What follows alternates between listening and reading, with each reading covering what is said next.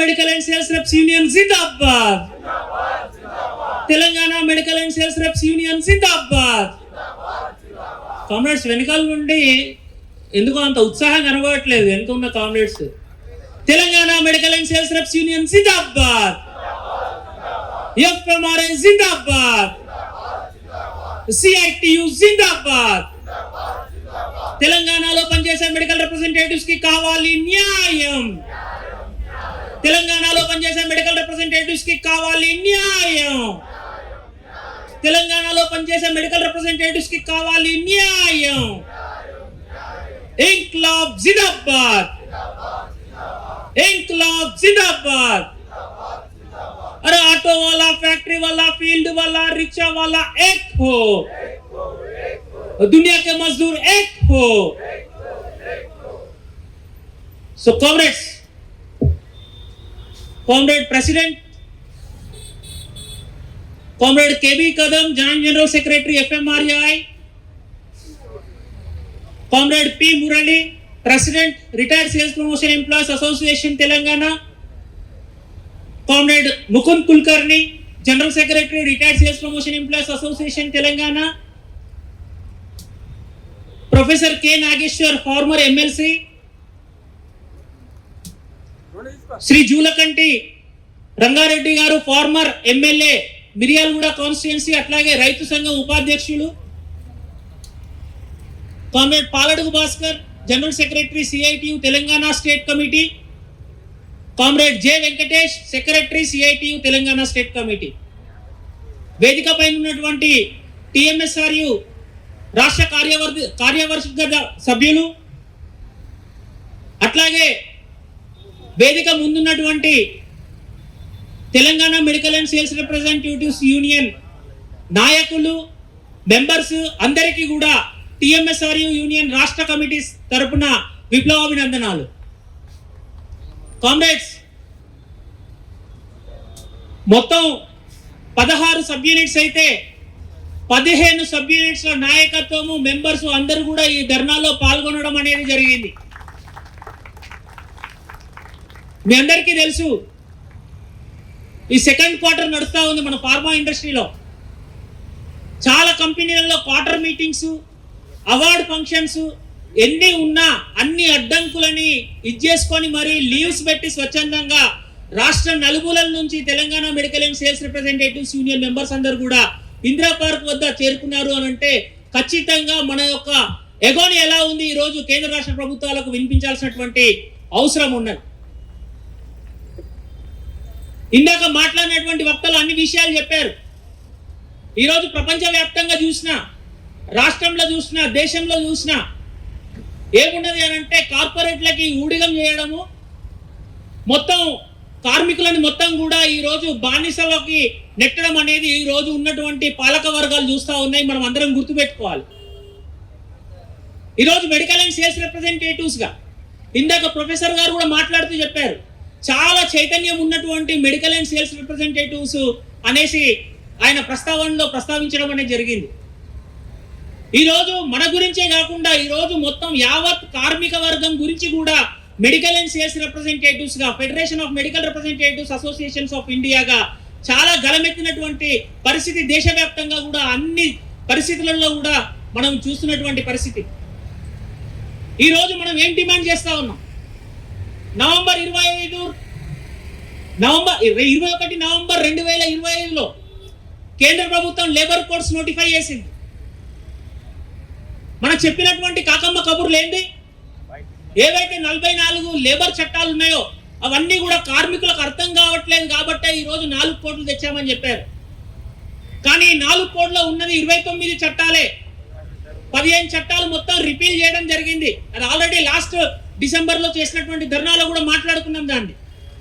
మళ్ళీ అది ప్రస్తావించడానికి దేనికోసం అని అంటే ఈ రోజు sales promotion employees conditions of service act 1976 లో ఉన్నటువంటి హక్కులు మెడికల్ రిప్రజెంటేటివ్స్ కి మొత్తం హరింపజేసి ఈ రోజు మొత్తము అసలు దిక్కుతోచని పరిస్థితిలో మెడికల్ రిప్రజెంటేటివ్స్ ని పడేయడానికి ఈ రోజు కేంద్ర రాష్ట్ర ప్రభుత్వాలు పన్నాగం చేస్తా ఉన్నాయి. మనందరం గుర్తుపెట్టుకోవాల్సినటువంటి అవసరం ఉంది కామ్రేడ్.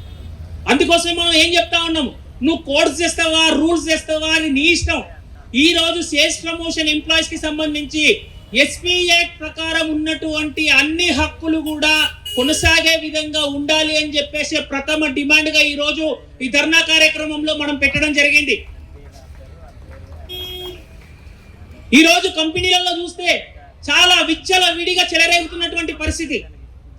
ఒక కంపెనీ 10 కాల్ యావరేజ్ అంటాడు, ఇంకో కంపెనీ 12 కాల్స్ అని అంటాడు, ఒక కంపెనీ పొద్దున్న నుంచి రాత్రి దాకా పనిచేయాలంటాడు. ఆల్రెడీ రాష్ట్రంలో 8 గంటల పని విధానం ఉన్నా కానీ ఓ కంపెనీలో బ్లడ్ టెస్ట్ చేయాలంటాడు, ఓ కంపెనీలో బిఎంఐ క్యాంప్ చేయాలంటాడు, ఇంకో కంపెనీలో రీసెంట్ గా తెలిసింది ఏంటంటే యూరిన్ టెస్ట్ కూడా మెడికల్ రిప్రజెంటేటివ్ చేయాలని చెప్పేసి ఫోర్స్ చేస్తున్నటువంటి పరిస్థితి. ఇవన్నీ ఎందుకు వస్తున్నాయి? ప్రతి ఒక్కరికి ఒక పని చేసేటువంటి పద్ధతి ఉంటుంది. ఈరోజు ఆటో కార్మికుడు ఉంటే ఆటోని నడిపించుకోవాలి, లేదు అంటే ఒక ఇండస్ట్రీలో పనిచేసేటువంటి కార్మికుడికి ఒక మిషన్ ఆపరేట్ చేసే ఉంటే మిషనే ఆపరేట్ చేయాలి, లేదు ఒకవేళ క్లరికల్ జాబ్ ఉంటే ఆ క్లరికల్ పనే చేస్తాడు. కానీ ఈరోజు మెడికల్ అండ్ సేల్స్ రిప్రజెంటేటివ్స్ ని మొత్తం అసలు మనం చెప్తా ఉంటాం నార్మల్ గా హెడ్ మాస్టర్ నుంచి ప్యూన్ వరకు ఈ స్కూల్లో నేనే అని చెప్పేసి ఆ రకంగా ఈ రోజు మెడికల్ అండ్ సేల్స్ రిప్రజెంటేటివ్స్ ని మొత్తం కూడా ఎక్స్ప్లాయిట్ చేస్తా ఉన్నది ఫార్మా ఇండస్ట్రీ. కాబట్టే రెండో డిమాండ్ కింద మనం పెట్టింది చట్టబద్ధమైనటువంటి పని విధానాలు మెడికల్ రిప్రజెంటేటివ్స్ కి కల్పించాలని చెప్పేసి రెండో డిమాండ్ కింద పెట్టడం జరిగింది. లేదు అంటే ఈరోజు ఎలా ఎక్స్ప్లోర్ చేస్తా ఉన్నాయి ఫార్మా కంపెనీస్, నాకంటే ఎక్కువ మీరు కూర్చున్న కాంగ్రెస్ చెప్తారు. మూడో డిమాండ్ కింద మనం పెట్టడం, సెంట్రల్ గవర్నమెంట్ 2023లో 2025లో 2026లో 3 సార్లు నోటిఫికేషన్ ఇచ్చింది. ఏంది అని అంటే ఇందాక ప్రొఫెసర్ గారు మాట్లాడేటప్పుడు చెప్పారు తన ఉపన్యాసంలో, ఈరోజు సెంట్రల్ గవర్నమెంట్ హాస్పిటల్స్ లో మెడికల్ రిప్రజెంటేటివ్స్ అలౌడ్ లేదు అని చెప్పేసి. మెడికల్ రిప్రజెంటేటివ్ చేసినటువంటి తప్పేంటి? ఈ రోజు ఏదైతే సంవిధానం ఉందో, కాన్స్టిట్యూషన్ ఉందో, ఆ కాన్స్టిట్యూషన్ ఇచ్చినటువంటి రైట్స్ ఏంది మనకి? ఏ కార్మికుడైనా ఎక్కడైనా పనిచేసేటువంటి హక్కు ఉన్నది. అదే కాకుండా drugs and magic remedies objectionable act చాలా క్లియర్ గా చెప్తా ఉంది, మెడికల్ డీటెయిలర్ వెళ్ళి డాక్టర్ కి ప్రమోట్ చేస్తేనే డాక్టర్ అనేవాడు ప్రిస్క్రిప్షన్ రాయాలి అని చెప్పేసి.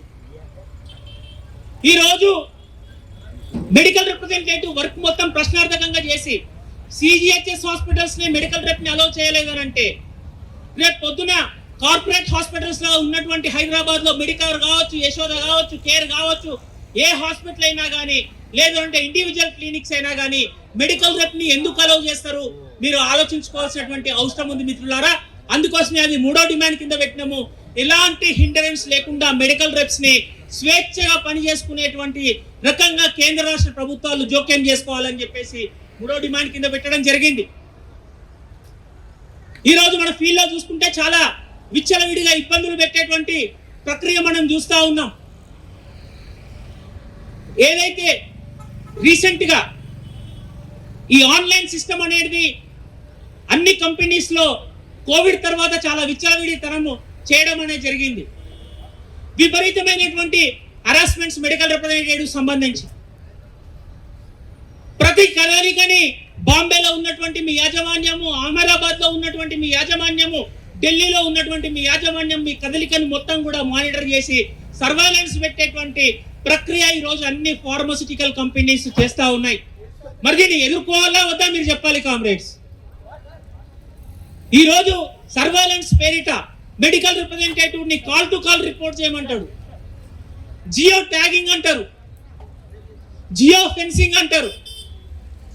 మరి ఇవన్నీ geo tagging, geo fencing, online reporting, call to call reporting చేస్తే సేల్స్ వస్తాయా అని చెప్పేసి మనం కూడా గలమెత్తి యాజమాన్యాలను ప్రశ్నించాల్సినటువంటి అవసరం ఉంది కామ్రేడ్స్. ఈరోజు ఇవన్నీ చేసిన తర్వాత కూడా టార్గెట్ చేయకపోతే చలో హైదరాబాద్, లేదు అని అంటే చలో అహ్మదాబాద్, చలో ముంబై అని పెట్టే విధంగా ఈరోజు ఫార్మా కంపెనీస్ మెడికల్ రిప్రజెంటేటివ్స్ ని మొత్తం భయాందోళనకు గురి చేసే విధంగా చూస్తా ఉన్నాం. మరి ఇవన్నీ సమస్యలను మనం పరిష్కరించాలని అంటే ఏం చేయాలి? ఈ రోజు చలో Hyderabad Telangana medical reps union రాష్ట్ర కమిటీ పిలుపు మేరకు ఇక్కడికి వచ్చాం. ఈ 4 లేబర్ కోడ్స్ ఇక రాబోయే రోజులలో కార్మికులకు మొత్తం అంతా శూన్యం అని చెప్పేసి మనం ఏమి నీరసపడిపోవాల్సిన అవసరం లేదు. భారతదేశంలో స్వాతంత్రం రాకంటే ముందు నుంచి కార్మిక వర్గం ఉంది. ట్రేడ్ యూనియన్ చట్టం 1926 నుంచి ఈ రోజు వరకు కూడా కొనసాగుతా ఉన్నది. అంటే ఈ లేబర్ కోడ్స్ తోటి పోతుంది. కానీ మనం అందరం గుర్తు పెట్టుకోవాల్సింది, ఐక్యంగా పోరాడితే ఆ లేబర్ కోడ్స్ కాదు కదా, నువ్వు ఎలాంటి చట్టాలు తీసుకొచ్చినా కానీ కార్మికుల ముందు నువ్వు ఖచ్చితంగా దాన్ని వంచాల్సిందే. ఏదైతే ఈ రోజు ప్రభుత్వం చాలా ఇదిగా పోతా ఉన్నదో దాన్ని అణిచేసి కార్మిక వర్గం లోబర్చుకుంటది అని చెప్పేసి ఇక్కడికి వచ్చినటువంటి ధర్నాలో ప్రతి ఒక్క కామ్రేడ్ కూడా ఒక దృఢ సంకల్పంతో ఉండాల్సినటువంటి అవసరం ఉన్నది. లాస్ట్ ఇయర్ మనం డిసెంబర్లో ధర్నా చేశాం. ఆ రోజు ఏదైతే స్ఫూర్తి ఉందో అది ఈ రోజు కూడా కొనసాగుతున్నటువంటి పరిస్థితి. టిఎంఎస్ఆర్యుగా రాష్ట్రంలో చాలా పెద్ద ఎత్తున మెడికల్ అండ్ సేల్స్ రిప్రజెంటేటివ్స్ అందరూ కూడా మన మెంబర్స్ అన్ని జిల్లాలలో కదులుతున్నటువంటి పరిస్థితి. ఈ కేంద్ర రాష్ట్ర ప్రభుత్వాలకి వ్యతిరేకంగా సభ్యత్వంలో మనం ఇయర్ చాలా పెద్ద ఎత్తున గ్రోత్ అవుతా ఉన్నాం. ఈ ఇయర్ రికార్డు బ్రేక్ సభ్యత్వం 6300+ సభ్యత్వం ఈ రోజు 2026లో తెలంగాణ మెడికల్ రెప్స్ యూనియన్ గా మనం చేర్చుకోవడం అనేది జరిగింది. అంటే యూనియన్ సభ్యత్వం పెడితే మనం చప్పట్లు కొట్టాలంటే ఎస్, ఖచ్చితంగా మనం చప్పట్లు కొట్టాల్సిందే. మన స్ట్రెంత్ ద్వారా ఈ రోజు కార్మిక ఏదైతే శాఖ ఉందో ఆ కార్మిక శాఖకి కన్సల్టేటివ్ మీటింగ్ లో మన నాయకత్వం పాల్గొని మాకు ఉండాల్సినటువంటి హక్కులేంటిది, మాకు కావాల్సినటువంటి ఏవైతే చట్టాలు ఉన్నాయో ఆ చట్టాలన్నీ కూడా మీరు తెలంగాణ ప్రభుత్వం నోటిఫై చేసే రూల్స్ లో మాకు అనుగుణంగా ఉండాలని చెప్పేసి మన నాయకత్వం అక్కడ కార్మిక శాఖ ముందు మన గొంతు విప్పడం అనేది జరిగింది. అదేగాక కార్మిక శాఖ మంత్రి వివేక్ వెంకట స్వామి గారితో కూడా కలవడం జరిగింది కన్సల్టేటివ్ మీటింగ్ లో. ఆయన చాలా క్లియర్ గా చెప్పాం, ఈ రోజు మీరు తీసుకొచ్చేటువంటి లేబర్ కోడ్స్ లో రూల్స్ ఏవైతే రాష్ట్ర ప్రభుత్వం తీసుకొని వచ్చిందో చాలా ఇబ్బందికర విధంగా ఈ రోజు ఉన్నాయి కార్మికులకి. ఒక దగ్గర ఎంప్లాయ్ అంటాడు, ఒక దగ్గర వర్కర్ అంటాడు. అసలు ఈ రోజు ఉన్నటువంటి పరిస్థితిలో సామాన్య వర్కర్ కి అసలు ఈ రోజు వర్కరా ఎంప్లాయ్ అని చెప్పేసి రాష్ట్ర ప్రభుత్వాలు కానీ లేదు అంటే ఏదైనా సమస్య వచ్చినప్పుడు లేబర్ డిపార్ట్మెంట్ లో మనం ఎదుర్కొనేటువంటి సమస్య మనం చూస్తూ ఉంటాం. కానీ ఈరోజు ఉన్నటువంటి ఎస్పీ యాక్ట్ ని తీసేసి మనని occupational safety health working conditions దాంట్లో పెట్టి ఈ రోజు మళ్ళీ ఎంప్లాయర్ అని చెప్పేసి 2 డెఫినేషన్స్ ఇచ్చి చాలా ఇబ్బంది పెట్టేటట్టుగా ఉంది. కాబట్టి నువ్వు వర్కర్ అంటావా ఎంప్లాయ్ అంటావా ఏదైనా సేల్స్ ప్రమోషన్ అనేది ఖచ్చితంగా ప్రతి దాంట్లో కూడా రావాలి అని చెప్పేసి మన నాయకత్వం చెప్పింది. అట్లాగే సేమ్ అదే మనము రాష్ట్ర ప్రభుత్వానికి కూడా సబ్మిట్ చేయడం జరిగింది రాతపూర్వకంగా. సో కామ్రేడ్స్, ఏవైతే మనము చాలా క్లియర్గా ఈ రూల్స్కి సంబంధించింది ఇచ్చామో దాన్ని మనం సాధించుకునేంత వరకు మనం పోరాడాల్సినటువంటి అవసరం ఉన్నది. అదే కాకుండా ఈరోజు చాలా కంపెనీస్లో ఈ డైలీ అలవెన్స్కి సంబంధించి ట్రావెల్ అలవెన్స్కి సంబంధించి చాలా ఇబ్బందులు పడుతున్నటువంటి పరిస్థితి. ఇంతకుముందు చూసాము ఏదైతే వార్స్కి సంబంధించినటువంటి ఈ యుఎస్ ఇరాను లేదు అని అంటే ఈ మొత్తం ఈ మిడిల్ ఈస్ట్ కంట్రీస్లో ఎఫెక్ట్ అవుతున్నటువంటి పరిస్థితి, ఇంపాక్ట్ మెడికల్ రిప్రజెంటేటివ్స్ మీద కూడా పడుతున్నటువంటి పరిస్థితి. యుద్ధాల తర్వాత మన డిఏ ఎంతమందికి ఇక్కడ పెరిగిందో చెప్పండి. డైలీ అలవెన్స్ వరకన్నా పెరిగిందా? ఎవరికి పెరలే. పెట్రోల్ రేట్ మాత్రం చాలా విపరీతంగా పెరుగుతూ ఉన్నది. కాబట్టే రీసెంట్గా FMRA సెక్రటేరియట్ ఒక డైరెక్షన్ ఇచ్చింది.